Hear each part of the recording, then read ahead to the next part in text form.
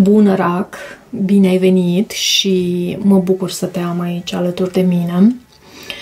Bineînțeles, pentru această citire vom verifica energiile persoanei care vine înspre tine în următoarele 7-8 zile și vreau să văd din acest oracol ce energie are această persoană care vine înspre tine în următoarele 7-8 zile în ceea ce te privește pe tine, ok?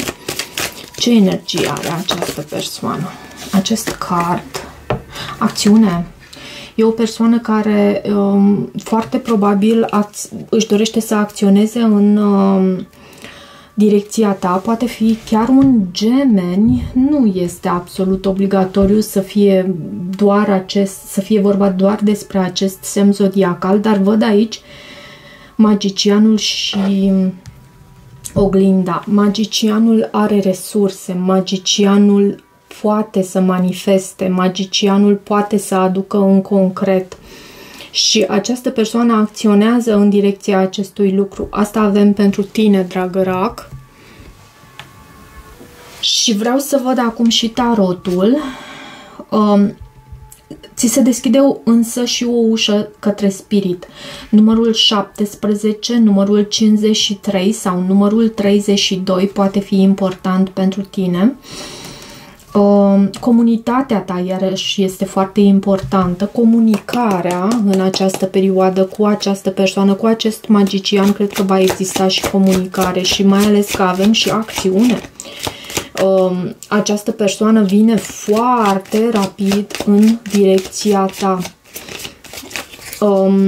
De asemenea, nu doar că vine în direcția ta, dar lucrurile încep să se miște. Există acțiune, încep să se schimbe, mai ales dacă ai fost într-o perioadă mai stagnantă. Hai să vedem acum tarotul, ce are să transmită pentru Rac. În ceea ce privește energiile acestei persoane care vine înspre tine în următoarea perioadă, în următoarele 7-8 zile. Prezentul este foarte subliniat. 8 de bâte. Acțiune, comunicare, ce îți spuneam. 9 de cupe, o dorință împlinită. Văd însă și acest 7 de bâte care, da, poate să vorbească despre defensivitate, dar mai ales despre faptul că în acest context simt că vorbește despre faptul că această persoană își dorește să apere această conexiune, vrea să facă lucruri pentru ca această conexiune să evolueze, să crească. Da, să lucreze la această conexiune. Foarte frumos, foarte frumos. Optul de bâte este și o carte a manifestării, de asemenea a călătoriilor, mai ales pe calea aerului. Avem totuși 5 de monede în sentimentele sale față de tine. Se simte abandonată această persoană. Asul de bâte este în gândurile sale. Marea preoteasă, regele de monede în felul în care se arată, temperanța în sentimentele tale, lumea. În viitorul apropiat avem cavalerul de monede, sfatul pentru tine arată cavalerul de spade și în planul carierei foarte frumos, dragă Rac. Pentru tine, dacă ai nevoie de ajutor, să știi că ești susținut. De asemenea, poți fi tu în postura acestui personaj, un personaj cu resurse care poate să îi ajute pe cei din jurul tău. E în funcție și de cum îți dorești tu lucrurile să se întâmple.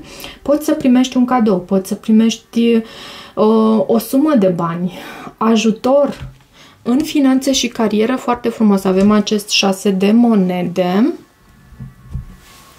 Hai să și clarificăm aceste cărți. 5-ul de monede în sentimentele acestei persoane. Un sentiment de singurătate. Se simte abandonat. Poate este activată acea rană a abandonului. De abandon. 5-ul de monede mai poate să anunțe și faptul că dar e totuși în sentimentele sale și nu cred că este vorba despre anumite probleme pe care această persoană poate să le aibă în planul financiar. Cred că se simte singură această persoană. 6 de monede. Are nevoie de ajutorul tău. Posibil ca tu să fii această persoană cu acest 6 de monede care se repetă în citirea ta.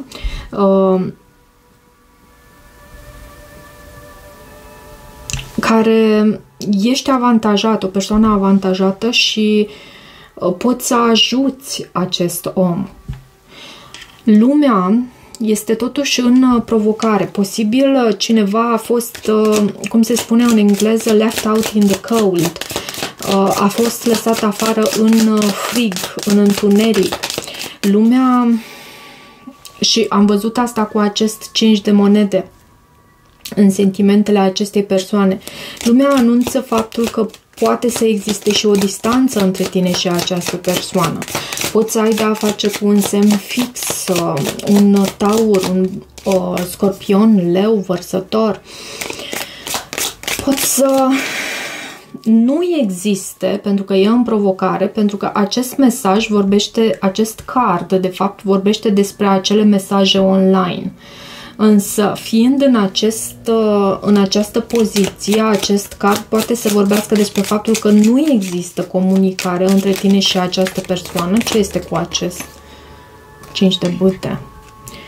Un sentiment de competiție, poate mai există și alte persoane, lucrul acesta aduce decepție. 5-ul de bâte, da, este o carte a competiției, a conflictului. Nu este un conflict foarte serios, dar e conflict. E cu argumente, cu argumentări, cu discuții în contradictoriu, posibil online. De ce regele de monede în felul în care se arată această persoană? Să știi că se arată foarte stabil. Regele de monede este o persoană care are parte de o anumită stabilitate în planul financiar și chiar și în planul emoțional. E o persoană la care se reflectă această stabilitate atât în planul emoțional cât și în planul financiar. Poate să aibă o afacere a sa, este în energia sa masculină, de pământ, taur, fecioară, capricorn. De ce regele de monede? Pajul de spade te urmărește. Te urmărește. Probabil aici a existat o încheiere de capitol cu această carte Lumea. Această persoană se simte lăsată pe din afară și își adună informații în privința ta. De asemenea, dacă există comunicare cu acest paj de spade, este o comunicare ușor imatură. Văd și 3-ul de cupe, ceea ce îmi indică faptul că e posibil să existe comunicare, dar ușor imatură cu acest paj de spade. Sau cineva așteaptă această comunicare. Și iarăși, în această așteptare, până la urmă se dă dovadă de imaturitate din partea acestei persoane. De ce asul de bâte în gândurile sale reprezintă noile începuturi cu pasiune? Asul de bâte, de ce acesta? Și 2 de cupe, își dorește acest parteneriat cu tine, la asta se gândește și se simte respinsă această persoană sau îi e teamă de respingere.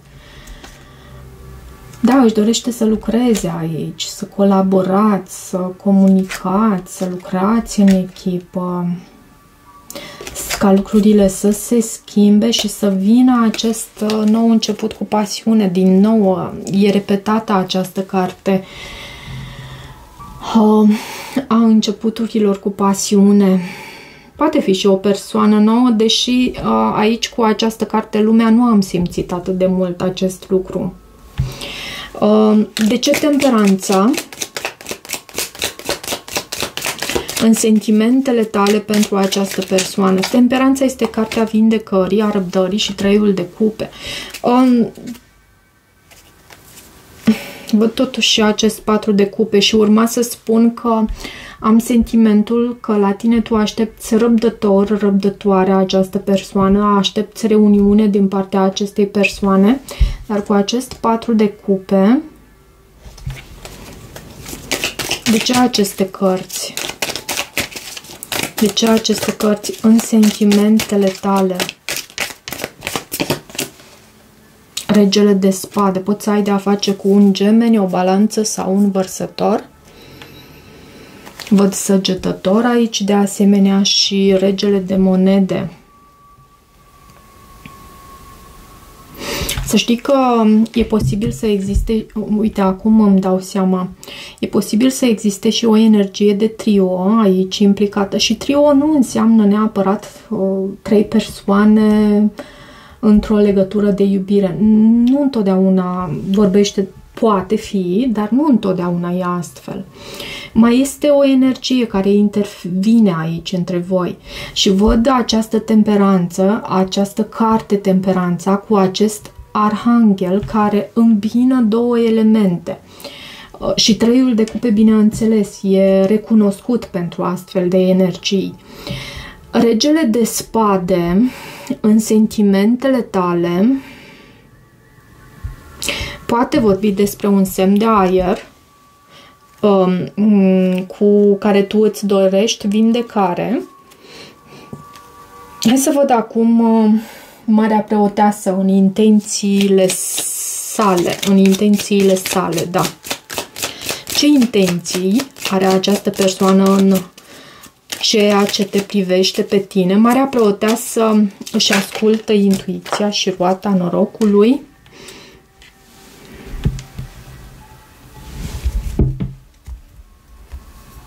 Consideră această legătură ca fiind una pe destin, în primul rând.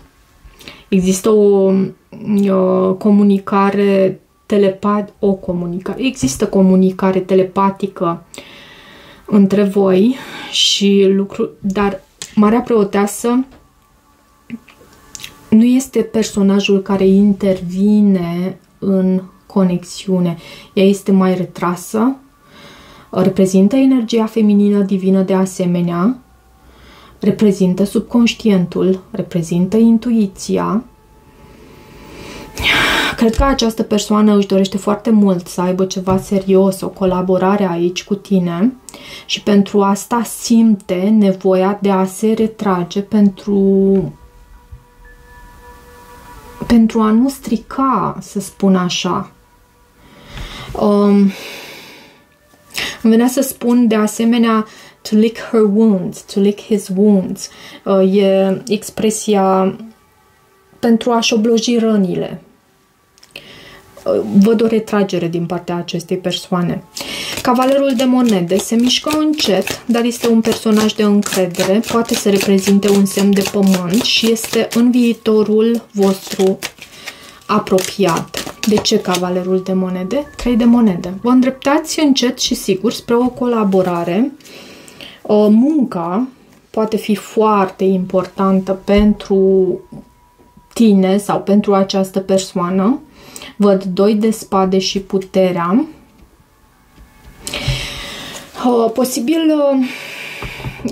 Posibil munca să fie pusă pe primul loc și asta tocmai pentru că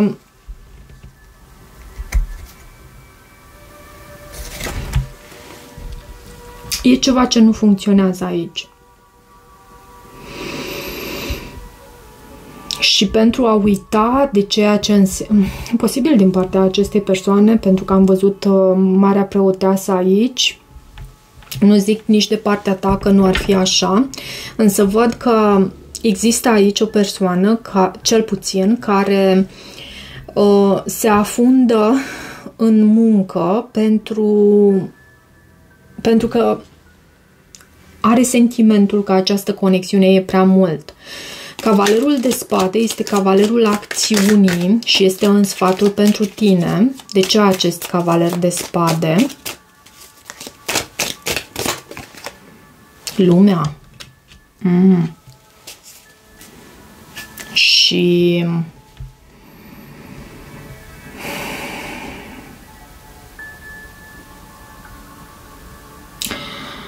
Avem diavolul la baza pachetului.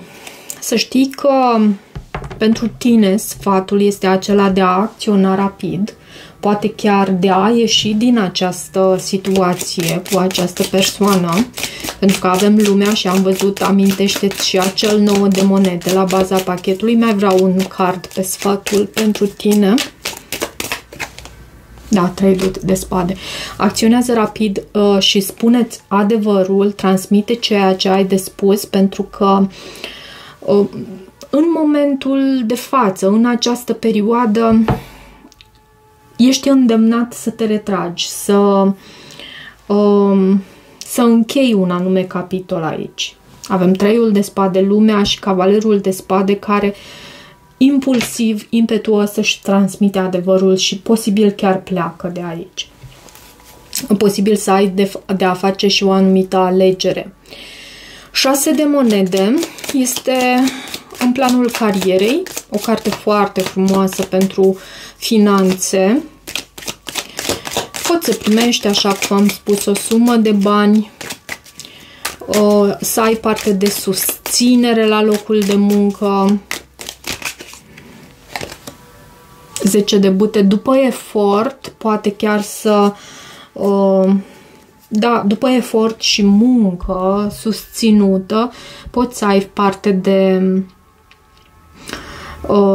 de susținere, poate chiar de o promovare, de ce nu, pentru cei care vă doriți și sunteți în situația respectivă. Poate fi vorba și despre așa ceva. 7 de bâte aici și 3 de bâte. 3 de bâte e o carte extraordinar de frumoasă în planul carierei, anunță succes, anunță expansiune. 7 de bâte anunță faptul că tu îți aperi ceea ce este al tău. Hai să văd și din acest oracol ce urmează să creezi tu în planul financiar sau carieră. Sau pe carieră, ce urmează să creezi tu aici? Ești lumină, numărul 56 și, bineînțeles, elementul tău, creator, apă. Tu ești lumină și nu te lăsa distras de acele lucruri strălucitoare. Văd aici diavolul, la un moment dat l-am văzut și la baza pachetului. Cred că era în sfatul pentru tine. Nu te lăsa distras de lucrurile acestea strălucitoare, sparkling, shiny things, pentru că poți să creezi ceva frumos aici cu acest creator, chiar din elementul tău.